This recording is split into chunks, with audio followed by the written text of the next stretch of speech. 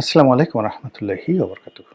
সম্মানিত দর্শক, রাজনীতির ময়দান সম্ভবত সহিংস হতে চলেছে। এখনকার যে শুনশান নীরবতা, এটি শেষ কথা নয়। প্রধানমন্ত্রী তারেক রহমান সাহেব যে ভদ্রতা দেখাচ্ছেন, তিনি যেভাবে নীরবতা পালন করছেন এবং প্রায় সব ক্ষেত্রেই নিত্য নতুন চমক তৈরি করছেন। তার কন্যাকে রাজনীতিতে তিনি অগ্রগামী করছেন। তারপর বড় বড় চেয়ারের পরিবর্তে ছোট ছোট চেয়ারে বসে তিনি কাজ সারছেন, যেখানে সেখানে গাড়ি থামিয়ে দিচ্ছেন, যেখানে ইচ্ছা সেখানে তিনি হেঁটে হেঁটে চলে যাচ্ছেন। বইমেলা থেকে তিনি হেঁটে সচিবালয়ে চলে আসলেন। এই ধরনের কাজ তিনি যত বেশি করছেন, ধরে নিতে হবে যে তিনি দীর্ঘমেয়াদে ক্ষমতায় থাকার জন্য জনগণের যে সন্তুষ্টি, বিশ্বাস এবং আস্থা অর্জনের চেষ্টা করছেন। এটি তার রাজনীতির একটি দিক। এটির কাউন্টার যে দিক, এটি যদি আপনি কল্পনা করেন, তাহলে আপনি দেখতে পাবেন যে ইতিমধ্যে তিনি যে সিদ্ধান্তগুলো নিয়েছেন খুবই দ্রুত, এত দ্রুত যেটি তার প্রতিপক্ষ কল্পনাও করতে পারেনি। তিনি যেভাবে পুলিশে পরিবর্তন এনেছেন, যেভাবে সেনাবাহিনীতে পরিবর্তন এনেছেন, বিচার বিভাগে পরিবর্তন এনেছেন, মন্ত্রণালয়গুলো সাজিয়েছেন, একজন মন্ত্রীর পেছনে একাধিক উপদেষ্টা, একজন মন্ত্রীর পেছনে একাধিক প্রতিমন্ত্রী যেভাবে লাগিয়ে দিয়েছেন, তাতে করে দাপট দেখাবে, লম্ফজম্প দেখাবে, হাম্বিতম্বি দেখাবে বা মন্ত্রীরা খুব ক্ষমতাধর হয়ে পড়বে মনে হচ্ছে না। অবস্থা দৃষ্টি মনে হচ্ছে কঠোরতার দিক থেকে তিনি আলাউদ্দিন খিলজির নীতি অনুসরণ করছেন। আলাউদ্দিন খিলজি, সম্রাট আলাউদ্দিন খিলজি এবং গিয়াসউদ্দিন বলবনকে বলা হয় ভারতবর্ষের ইতিহাসের সবচেয়ে কঠোর শাসক। তারা তাদের পুরো রাজত্বকে গোয়েন্দা নেটওয়ার্কে আবদ্ধ করে ফেলেছিলেন এবং তাদের মন্ত্রীরা একে অপরের বাসায় দাওয়াত পর্যন্ত খেতে পারতেন না। তাদের পারস্পরিক মেলামেশা বন্ধ ছিল। এরকম একটি অবস্থা এবং তার সুফলও তারা পেয়েছিলেন। আবার অন্যদিকে তিনি যে বিনম্রতা দেখাচ্ছেন, ভদ্রতা দেখাচ্ছেন, এটি দিল্লির শাসক নাসিরউদ্দিন শাহের মতো। আপনারা জানেন গিয়াসউদ্দিন বলবনের মেয়ের জামাই ওই যে দিল্লির সম্রাট নাসিরউদ্দিন শাহ নিজের হাতে রান্না করতেন। রান্না করতে গিয়ে হাত পুড়িয়ে ফেলতেন। তার স্ত্রী একটা দাসী চেয়েছিল, তিনি সেটা দিতে পারেননি। বললেন যে ঠিক আছে, তুমি যেহেতু রান্না করতে পারছো না, আমি রান্না করবো। এরকম নরম প্রকৃতির মানুষ ছিলেন। তো তারেক রহমান সাহেব তার চরিত্রে দিল্লির বাদশাহ নাসিরউদ্দিন আর একই সঙ্গে গিয়াসউদ্দিন বলবন এবং আলাউদ্দিন খিলজির কঠোরতা তিনি অবলম্বন করছেন। তিনি অবস্থা দৃষ্টি মনে হচ্ছে তার অতীতকে ভুলেননি। যার সঙ্গে তার ভালোবাসা ছিল, বিশ্বস্ততা ছিল এবং এই ভালোবাসাগুলো যেগুলো এখনো পর্যন্ত অব্যাহত আছে, তাদের সবাইকে তিনি তার আশেপাশে রেখেছেন। আর যাদের সঙ্গে তার অতীতে ভালোবাসা ছিল কিন্তু এখন ভালোবাসা নেই, তিনি ইতিমধ্যেই এরকম একটা ব্যক্তিত্ব প্রদর্শন করছেন যে অনেকের ঘুম হারাম হয়ে গেছে। আগে যারা হাওয়া ভবনের সাথে সংশ্লিষ্ট ছিল কিন্তু এখন নেই। আগে যারা বিএনপি চেয়ারপারসনের সঙ্গে ভালো সম্পর্ক ছিল কিন্তু এখন বিএনপি চেয়ারপারসন নেই এবং তারাও বিএনপি রাজনীতির সঙ্গে নন। তাদের সবাই দোয়া ইউনূস পড়তেছে যে ইউনূসের জমানাতে আমরা এসছিলাম, ভালোই তো ছিলাম। এরকম একটা দ্বৈত যখন অবস্থা চলছে, তখন রাজনৈতিক কর্তৃপক্ষ হিসেবে যারা প্রকাশ্যে আছেন তাদের অবস্থা কী হবে? সঙ্গতির কারণে এদের উপরে তাপ আসবে, চাপ আসবে। ইতিমধ্যে আপনারা দেখেছেন যে রুমিন ফারহানা তার নির্বাচনী এলাকাতে ব্যাপকভাবে লাঞ্ছিত হয়েছেন, অপমানিত হয়েছেন এবং এভাবে যদি চলতে থাকে তিনি এই ঢাকাতেও আগামীতে খোলামেলা চলাফেরা করতে পারবেন না। আওয়ামী লীগ জমানাতে যেভাবে দিদারশিস শেখ হাসিনাকে গালাগাল করতেন, যেভাবে ডক্টর মোহাম্মদ ইউনূসের জমানাতে গালাগাল করতেন, এমনকি ডক্টর মোহাম্মদ ইউনূসের জমানাতে যেভাবে বিএনপির সমালোচনা করতেন তিনি, সেটা অবস্থা দৃষ্টি মনে হচ্ছে তিনি পারবেন না, একেবারেই পারবেন না। তিনি যতই হাঁসের মালিক হন, হাঁসকে আদর করেন, যতই তিনি রায়বাগানী হন, রাষ্ট্রশক্তির সঙ্গে আসলে পারা যায় না। আর তিনি এমন একটা অবস্থায় পৌঁছে গেছেন। সব কথা তিনি আমার খুব স্নেহভাজন ছোট বোন। সব কথা বলা যাবে না। তিনি খুব ভালো করে জানেন। তার ব্যক্তিগত জীবন, তার পারিবারিক জীবন, তার রাজনৈতিক জীবন বিএনপির সাথে এমন জটিলতা তৈরি করেছে।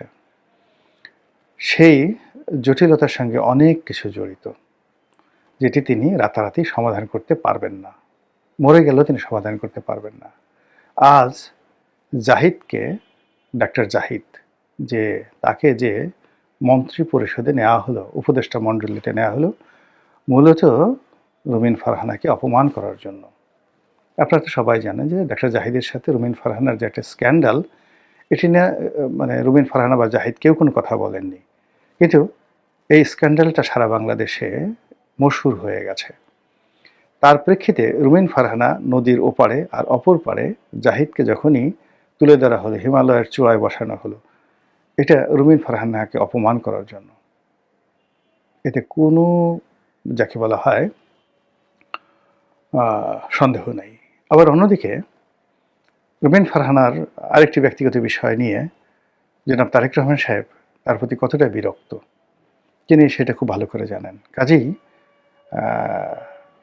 যারা এই ভিতরে ঘটনা জানে না তারা হয়তো রুমিন ফারহানা ওখানে স্বতন্ত্র নির্বাচন করে এসছেন, জয়লাভ করে এসছেন, হাঁস মাস প্রায় চলে আসছেন, তিনি খুব হাসি খুশি এতে তালি বাজাচ্ছেন। কিন্তু যদি তারেক রহমান সাহেব প্রতিহিংসা পরায়ণ হন, যেটিকে বলা হয় ভিনডিকটিভ, তাহলে রুমিন ফারহানার খবর আছে, ভীষণ রকম খবর আছে।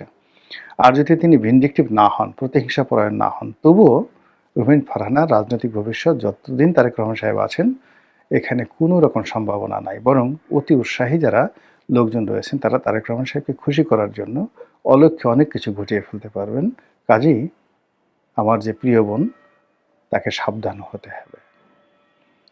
একই সঙ্গে আমার ছোট ছোট যারা ভাই, সার্জিস, হাসনাত, মাহফুজ, তো তারাও আগের মতো করে চলাফেরা করতে পারবেন না। ইতিমধ্যে যে মাসুদ হাতিয়া থেকে এমপি হয়েছেন, মংলা মাসুদ, তো তিনি, তার এলাকাতে মারামারি হয়েছে বিএনপি এবং আওয়ামী লীগের সঙ্গে। নির্বাচন এলাকায় তিনি ওইবার আসছেন, দ্বিতীয়বার তিনি আর এই কাজ করতে পারবেন না। ঢাকাতেও তিনি সেই যে পোর্টে কী করেছেন তার বিরুদ্ধে নিঃসন্দেহে দেখবেন খুব দ্রুত দুর্নীতির মামলা হবে, খুব দ্রুত দুর্নীতির মামলা হবে। এটা থেকে তিনি রক্ষা করতে পারবেন না। এবং একইভাবে অন্যান্য যে সকল জুলাই বিপ্লবী আছেন, প্রথমত তাদের বিরুদ্ধে প্রচার চালানো হবে, অপপ্রচার চালানো হবে। তারপর তাদের ব্যক্তিগত জীবন নিয়ে নানা রকম প্রশ্ন করা হবে, তাদের ইমেজ সংকটে ফেলে দেওয়া হবে এবং একটা সময় তারা ধৈর্য হারিয়ে ফেলবেন। এবং ধৈর্য হারিয়ে ফেলানোর পরে একটা যে কোনো একটা অকারেন্স ঘটে গেলে এবং তার প্রেক্ষিতে যদি হুট করে সরকার একটা সিদ্ধান্ত নিয়ে ফেলে, কাউকে অ্যারেস্ট করে ফেলে, কারো কিছু বলার থাকবে না। এবং এটা ঘটে, অনেক ঘটে। আমার নিজের জীবনেই তো দেখুন যে এই যে ইন্ডিপেন্ডেন্ট টেলিভিশনের যে ঘটনাটি আমার জীবনে ঘটলো, এটা প্ল্যান্ড। দীর্ঘদিন ধরে 2 মাস 3 মাস ধরে আমাকে প্রভোগ করা হচ্ছিল, আর 3 মাস ধরে আমি ধৈর্য ধারণ করছিলাম যে এই ধরনের ঘটনা যেন না ঘটে। সালমান এফ রহমান সাহেবের যারা লোকজন আছেন তারা আমার নির্বাচনী এলাকাতে গিয়ে তাণ্ডব করলো, আমার বাড়ি ঘরে গিয়ে তাণ্ডব করলো। আমি ধৈর্য ধারণ করলাম। আমার অফিসে 2 মাস ধরে তারা সেই সকালবেলা এসে টেলিভিশনের ক্যামেরা সেট আপ করে থাকে, সন্ধ্যা পর্যন্ত বসে থাকে। আমি রাত্রে টকশোতে যাই, রাতে 2টা-2:30টা পর্যন্ত তারা আমাকে ফলো করে। আমার বাসার সামনে ক্যামেরা। মানে এই 2 মাস যাবত যে কাজগুলো করেছে সেগুলোকে ইগনোর করে আমি আমার মতো করে চলছিলাম। কিন্তু একটা সময় এসে অল অন এ সাডেন দেখা গেল যে ছোট্ট একটা যে দুর্ঘটনা, সেই দুর্ঘটনার ফলে ওই ছোট্ট একটা ভিডিও ফুটেজ তারা নিয়ে সেটার মাধ্যমে আমার পুরো রাজনৈতিক ক্যারিয়ার, মানে আমার জেলে যাওয়ার সঙ্গে সঙ্গে আমার অভিমান, শেখ হাসিনার প্রতি আমার যে বিশ্বাস এবং আস্থা সেটা নষ্ট হয়ে যাওয়া, এমপিগিরি করার প্রতি আমার যে আগ্রহ, সেই আগ্রহটা পার্মানেন্টলি নষ্ট হয়ে যায় ওই একটি ঘটনার মাধ্যমে। এবং আজকে এই যে রাজনীতিতে যাচ্ছি না, ইলেকশনে যাচ্ছি না, নির্বাচনী এলাকায় যাচ্ছি না। মানে 2018 সনে শুধু ওই নির্বাচনের সময় গেছি, আর এখন পর্যন্ত গত 5 বছর 6 বছরে একবারের জন্য আমি কিন্তু আমার নির্বাচনী এলাকায় যাইনি। তো আগ্রহ থাকলে তো যেতাম কোনো বিএনপির অফিসে। 2018 সনে শুধু ওই নমিনেশন আনার জন্য বিএনপির অফিসে গেছি, এর বাইরে বিএনপির অফিসে কোনো একবার 2বার গেছি, তাও তারা যখন দাওয়াত দিয়েছেন, এর বাইরে কখনো বিএনপির অফিসে যায়নি, তাহলে নির্বাচন করব কি করে, রাজনীতি করব কি করে?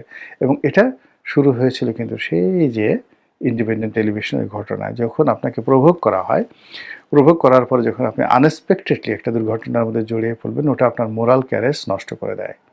এখন যারা এই জুলাই আগস্ট বিপ্লবের নেতা, তাদের মূল শক্তি কি? তারা অর্থনৈতিকভাবে আমাদের সবার চেয়ে দুর্বল, অনেকের চেয়ে দুর্বল। পারিবারিকভাবে তারা তেমন কেউ নয়। শারীরিকভাবে তারা মহাবীর সেই আলেকজান্ডারের মতো নয়, কিংবা মহাবীর হানিবলের মতো নন। তারা আমাদেরই ছোট ভাই, সন্তান তুল্য। তো তাদের মূল বিষয়টা কি? তারা একটি ভালো কাজ করেছেন এবং সেই ভালো কাজ করার ফলে তাদের একটা কনফিডেন্স গ্রো করেছে, আত্মবিশ্বাস গ্রো করেছে, এবং সেই আত্মবিশ্বাসটাই হলো তাদের মূলধন। তো সেই মূলধন এখন আর তারা ক্যাপিটালাইজ করতে পারবেন না, নগদায়ন করতে পারবেন না। বর্তমান সরকার যেভাবে তারা দীর্ঘমেয়াদে কাজ করে যাচ্ছে, তাতে করে এনসিপি এবং জামাত, এই দুটো সংগঠনের মধ্যে যে ঐক্য আছে, বিএনপির প্রথম কাজ হবে এই ঐক্য বিনষ্ট করে দেওয়া, এবং এটা জামাত করতে বাধ্য হবে, এবং যাকে বলা হয় এনসিপি করতে বাধ্য হবে, যদি তারা নিরাপদ থাকতে চায়। কিন্তু তারা যদি বেপরোয়া হয়, তাহলে সরকারও তাদের বিরুদ্ধে বেপরোয়া হবে। প্র্যাকটিক্যাল একটি এক্সপিরিয়েন্স বলি, বিএনপি এবং জামাতের যে ঐক্যবদ্ধতা ছিল, আওয়ামী লীগ কিন্তু আসলে এরকম যুদ্ধাপরাধীদের বিচার টিচার করতে চায়নি। জামাতের বিরুদ্ধে তারা একশোয় যেতে চায়নি, বরং জামাতকে তারা বন্ধু হিসেবে পেতে চেয়েছিল। তাদের একমাত্র শর্ত ছিল যে তারা যেন বিএনপির জোট ছেড়ে আলাদা রাজনীতি করে, শুধু এতটুকু। 2009 সন পর্যন্ত তাদের এই দাবি ছিল। তারা যখন তালবাহানা শুরু করলো, তখন দেলোয়ার হোসেন সাঈদী সাহেবকে গ্রেপ্তার করা হলো। 3 মাস দেলোয়ার হোসেন সাঈদী সাহেবকে শুধু বোঝানো হয়েছে যে আপনি জামাতকে আলাদা করে ফেলুন, যদি জামাতের নেতারা না কথা শুনে আপনি আলাদা জামাত গঠন করুন, আমরা আপনাকে সাহায্য করবো। সাঈদী সাহেব রাজি হননি। সাঈদী সাহেব রাজি হননি, এবং সাঈদী সাহেবকে যে 3 মাস পরে আটকে রাখা হয়েছিল, তার বিরুদ্ধে কোথাও একটা জিডি এন্ট্রিও ছিল না বাংলাদেশে। পরবর্তীতে সবকিছু তৈরি করা হয়েছিল। তো এই যে দেখেন, জামাত এবং বিএনপির মধ্যে যে ভাঙন, এই ভাঙন সৃষ্টি করার জন্যই আওয়ামী লীগ জামাতের প্রতি নিষ্ঠুর হয়েছে, বিএনপির প্রতি নিষ্ঠুর হয়েছে। এর কারণ হলো এই দুটো শক্তি যদি একত্র থাকতো, ওটি আওয়ামী লীগের স্বস্তিতে থাকতে দিত না, এবং সেই 2014 সনেই তাদের পতন হতো। তো সেই দিক থেকে এখন এনসিপি আর জামাত যদি একত্র থাকে, এই দুটো শক্তি, মানে এই দুটো শক্তি হলো 24-এর যে গণ অভ্যুত্থান, সেই গণ অভ্যুত্থানের মূল মাস্টার মাইন্ড, নায়ক, এবং তারা মানে এই গণ অভ্যুত্থানের যত ক্যাপিটাল, এগুলো সবই তাদের হাতে। তো কাজেই তারা রাতারাতি যে শক্তি অর্জন করতে পারে, জনগণের কাতারে মিশে যেতে পারে, তাদের সব কিছু করার অভিজ্ঞতা আছে। এই দুটো সংগঠনে যারা আছেন, এরা anything they can do better than BNP. তো রাজপথে এদেরকে একত্রে রাখা বিএনপির জন্য কোনো অবস্থাতেই নিরাপদ নয়। তারা এখানে ভাঙন ধরানোর চেষ্টা করবেন, আর যদি না ভাঙে, তাহলে এই উভয় পক্ষের উপরই যে রাষ্ট্রীয় দমন পীড়ন যেটা হয়, এটি অনিবার্য, এতে কোনো সন্দেহ নেই। তাহলে সেক্ষেত্রে হাসনাত সার্জিসরা কী করবেন, রুমিন ফারহানা কী করবেন, জামাত কী করবেন, এটা তাদের, আমার শুধু কাজ ছিল বলা, আর বাকি তারা যে সিদ্ধান্ত নেবেন এটা তাদের বিষয়। আর সরকার যে কাজটি করবে, এতে কোনো সন্দেহ নেই। এর কারণ হলো, সরকারের এই জায়গাতে যদি জামাত থাকতো, রুমিন ফারহানা থাকতো, আওয়ামী লীগ থাকতো, তো তারা এই কাজটি করতো। এটাই রাজনীতির গণিত, রাজনীতির ভাষা। মহান আল্লাহ আমাদের সবাইকে হেদায়েত দান করুন এবং হেফাজত করুন। আসসালামু আলাইকুম ওয়া রাহমাতুল্লাহি ওয়া বারাকাতুহু।